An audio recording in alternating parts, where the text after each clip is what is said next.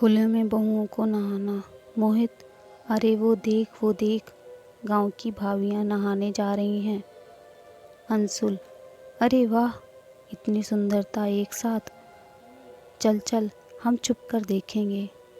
ये तो इन लड़कों का रोज का है। हर दोपहर को गांव की औरतें नहाने के लिए तालाब जाती हैं और ये लोग छुप छुप कर उन्हें देखते रहते हैं। इसी बात से सभी औरतों भी परेशान हैं, लेकिन वो करें तो करें क्या। राखी, आदिति की ननद, इन लड़कों का कुछ तो करना पड़ेगा। आखिर कब तक हम ऐसे डर डर कर नहाएंगे। ये सुनकर आदिति ने कहा, आदिति, लेकिन हम कर भी क्या सकते हैं। इस गांव में हमारे नहाने के लिए ये एक तालाब ही तो है। जो कुछ भी हो जाए हमें इसी तालाब में नहाना पड़ेगा। आदिति इस गांव में नई है। 2 महीने पहले इस गांव में उसकी शादी हुई थी। उसके पति का नाम अविनाश है। आदिति और अविनाश एक ही कॉलेज में पढ़ते थे।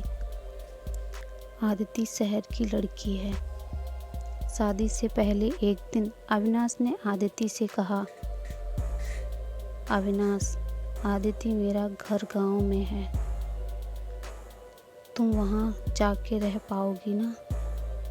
आदिति, मुझे बस तुम्हारा साथ चाहिए, मैं रह लूँगी। लेकिन आदिति को कहाँ पता था कि गांव में क्या क्या झेलना पड़ेगा।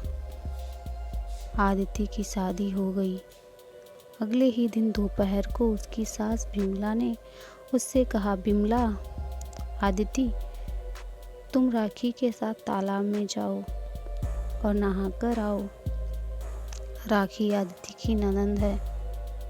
राखी, हाँ भाभी, चलिए दोनों नहा कर आते हैं। आदिति, लेकिन तालाब में सबके सामने क्यों?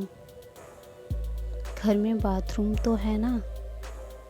बिमला, बाथरूम तो सिर्फ शौच करने के लिए है। नहाने के लिए गांव में बाथरूम थोड़े ही होते हैं। गांव में सभी तालाबों में हाथ पैर फैलाकर नहाते हैं। आदिति, लेकिन ऐसे सबके सामने नहाने की मेरी आदत नहीं है। माँ जी, राखी, भाभी, आप गांव में शादी की है तो आदत तो डालनी पड़ेगी। आदिति ने और कुछ नहीं कहा। वो चुपचाप राखी के साथ तालाब में चली गई। आदिति बचपन से बाथरूम में नहाती आई है, इसलिए आज उसे बहुत शर्म आ रही है। वो सुंदर है, इसलिए आसपास के छोकरे लोग उसे छेड़ने लगते हैं। मोहित, अरे वो देख, हमारी नई भाभी कितनी सुंदर है। अंशुल, सच में यार, बहुत ही ज़्यादा सुंदर है और नहाने भी जा रही है। चल चल कर देखते हैं। सारे लड़के मिलकर आदिति को ताड़ने लगे और नहाते हुए आदिति ने ये देख लिया। उसे बहुत शर्म आई थी। रात को अविनाश घर आया तो आदिति ने उससे कहा, आदिति सुनो, मुझे तालाब में खुले में नहाने में शर्म आती है। गांव की लड़के मुझे ताड़ते रहते हैं। अविनाश, अरे तुम चिंता मत करो, वे लड़के 1-2 दिन देखेंगे, उसके बाद वो भाग जाएंगे और तुम्हें भी तालाब में नहाने की आदत हो जाएगी। आदिति ने समझ लिया कि अविनाश को बोलकर कोई फ़ायदा नहीं होगा। अगले दिन उसने राखी से बात की। आदिति, अच्छा राखी, सच सच बताओ, तुम्हें खुले में नहाने जाना अच्छा लगता है? शर्म नहीं आती? राखी, शर्म तो आती है भाभी, लेकिन क्या करूं, यहाँ कोई उपाय भी तो नहीं है। आदिति ने बाकी औरतों से भी बात की। सभी ने एक ही बात बोली। आदिति को समझ में आ गया कि इस प्रॉब्लम का उपाय निकालने के लिए गांव के आदमी लोग कुछ नहीं करेंगे। आदिति ने बाकी औरतों से कहा, आदिति, क्या तुम सब लोग स्विमिंग पूल में नहाना चाहोगे? राखी, स्विमिंग पूल में? लेकिन गांव में स्विमिंग पूल कहाँ से आएगा? राखी, वो सब तुम मेरे ऊपर छोड़ दो, मेरे पास एक प्लान है।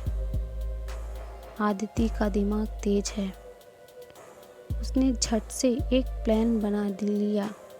उसके ससुराल में घर के पीछे एक जमीन पड़ी हुई थी। आदिति ने उसके चारों ओर ऊंची दीवार खड़ी कर दी।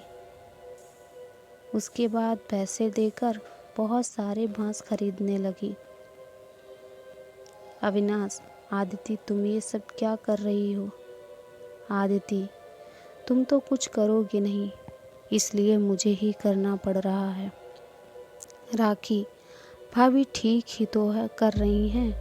भैया, हम जैसी गांव की औरतों को शर्मिंदगी से बचा रही हैं। बिमला, नहाने में ऐसी क्या शर्मिंदगी? मैं तो कब से तालाब में ही नहाती आ रही हूँ। शहरी लड़कियों के तो बात बात पर नखरे हैं।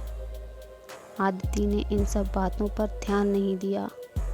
अगले ही दिन बहुत सारे बांस आ गए और उसी से आदिति ने स्विमिंग पूल बनाना शुरू किया। गांव की बाकी औरतों ने भी आदिति का साथ दिया और कुछ ही दिनों में स्विमिंग पूल बनकर तैयार हो गया। चंपा, अरे वाह आदिति, तुम तो कमाल की हो, जुगाड़ से स्विमिंग पूल बना डाला। अब से तो हम यहीं नहाएंगे। गांव की औरतें स्विमिंग पूल में नहाने लगीं। ऊंची दीवार होने की वजह से बाहर का कोई भी उन लोगों को ताड़ भी नहीं पाया। मोहित, अरे यार, ये क्या हो गया? अब क्या होगा? अंशुल, और क्या, चलो यहाँ से फ्री का एंटरटेनमेंट बंद हो गया। वो लोग चले गए, लेकिन गांव की बुजुर्ग महिलाएं बिमला के पास आईं। चंपा की सास, बिमला, ये सब क्या हो रहा है? तुम्हारी बहू हमारी बहुओं को उकसाकर स्विमिंग पूल में नहाने के लिए मजबूर कर रही है। दूसरी औरत, हाँ, ये सब स्विमिंग पूल वगैरह शहरी चीज़ें हैं, ये हमारे लिए अच्छी चीज़ नहीं है। ऊपर से स्विमिंग पूल में नहाने के लिए हमारी बहू इतनी उत्सुक है कि घर का कामकाज छोड़कर नहाने चली जा रही है। चंपा की सास, कुछ तो करना पड़ेगा, अपनी बहू को समझाओ। हाँ बिमला, मुझे पता है, मैं आज की बहू से बात करती हूँ। रात को खाते वक्त बिमला ने आदिति से कहा, बिमला, सुनो बहू, ये सब स्विमिंग पूल यहाँ नहीं चलेगी, तुम्हें ये सब बंद करना होगा। आदिति, क्यों माँ जी? बिमला, तुम्हारी वजह से घर की औरतें कामकाज छोड़कर स्विमिंग पूल में नहाने आ रही हैं। तालाब होता है तो वो शर्म के मारे जल्दी नहाकर घर चली आती हैं और घर का काम करती हैं। आदिति, लेकिन माँ जी, घर का काम बहू के सम्मान से ज़्यादा ज़रूरी है क्या? बिमला, मुझे ये सब नहीं सुनना। कल से स्विमिंग पूल बंद, वो जगह मेरी है। बिमला ने स्विमिंग पूल जाने से सबको रोकने के लिए गेट में ताला लगा दिया। अगले दिन सभी औरतें बाहर खड़ी खड़ी परेशान हो गईं। चंपा, अब क्या होगा आदिति? यहाँ तो ताला लगा हुआ है। आदिति, जगह तो माँ जी की है, इसलिए ये ताला मैं तो नहीं खोल सकती जब तक वो खुद ये ताला खोलकर नहीं देती। राखी, ये तो असंभव है, माँ खुद से ये ताला कभी नहीं खोलेंगी। चंपा, तो उनसे खुलवाना पड़ेगा। आदिति, तेरा दिमाग बहुत तेज है, कोई आइडिया लगाना। आदिति ने कुछ सोचा और फट से कहा, आदिति, हाँ मेरे पास एक आइडिया है, सुनो सब लोग। आदिति ने सबको उसका आइडिया बताया। चंपा, वाह क्या आइडिया है, चलो सब लोग प्लान के हिसाब से काम करने लगते हैं। सब लोग जाकर तालाब के पास वाली झाड़ियों में चुपकर बैठ गईं। कुछ देर बाद बिमला और बाकी बुजुर्ग महिलाएं नहाने के लिए आईं। वो सब अपने कपड़े खोलकर तालाब में उतर गईं और कपड़ों को ऊपर रख दिया।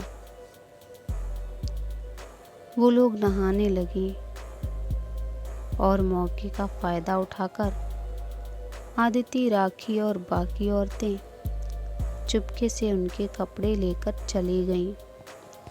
नहाने के बाद उन लोगों को कपड़ा नहीं मिला तो वो परेशान हो गए। बिमला, अरे मेरा कपड़ा कहाँ है? चंपा की सास, मेरा भी तो कपड़ा नहीं है। हे भगवान, अब क्या होगा? बिमला, मुझे लगता है किसी ने हमारे कपड़े चुरा लिए, अब घर कैसे जाएंगे? वो लोग वहीं पर रोने लग गए। तभी तालाब के पास झाड़ियों से एक मगरमच्छ की तरह दिखने वाला खूंखार जानवर तालाब में उतर आएगा और उन लोगों की ओर बढ़ने लगा। वो लोग डर गए। चंपा की सास, वो क्या है? भागो भागो।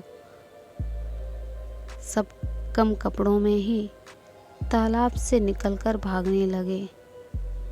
गांव के सब लोग ये देखने लगे। सब लोग दौड़ते हुए स्विमिंग पूल के पास पहुंच गए। बिमला रोते हुए, लगता है बहू ही सही थी, यहाँ कोई भी हमारे सम्मान के साथ खेल सकता है और ऐसे खूंखार जानवर भी हमला कर सकते हैं, लेकिन चार दीवारी के अंदर स्विमिंग पूल में कोई खतरा नहीं होगा। तभी वहाँ आदिति और बाकी औरतें चली आईं। आदिति, मैं तो यही समझाना चाहती थी। अच्छी बात है कि आप लोग ये समझ गए। बिमला ने अब स्विमिंग पूल का ताला खोल दिया। उसके बाद में सभी औरतें स्विमिंग पूल में ही नहाने लगीं। आज की ये खास और मज़ेदार कहानी आपको कैसी लगी? नीचे कमेंट में ज़रूर बताएं। धन्यवाद।